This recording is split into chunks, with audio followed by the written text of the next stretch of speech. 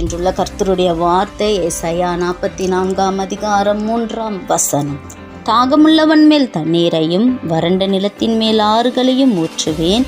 உன் சந்ததியின் மேல் என் ஆவியையும் உன் சந்தானத்தின் மேல் என் ஆசீர்வாதத்தையும் ஊற்றுவேன்.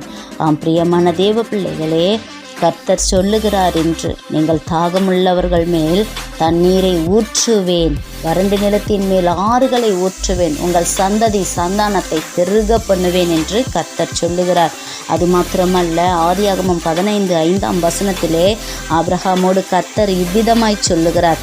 அவர் அவனை வெளியே அழைத்து, நீ வானத்தை அண்ணாந்து பார்த்து நட்சத்திரங்களை எண்ண உன்னாலே கூடுமானால் அவைகளை எண்ணு என்று சொல்லி பின்பு அவனை நோக்கி, உன் சந்ததி இவ்வண்ணமாயிருக்கும் என்றார்.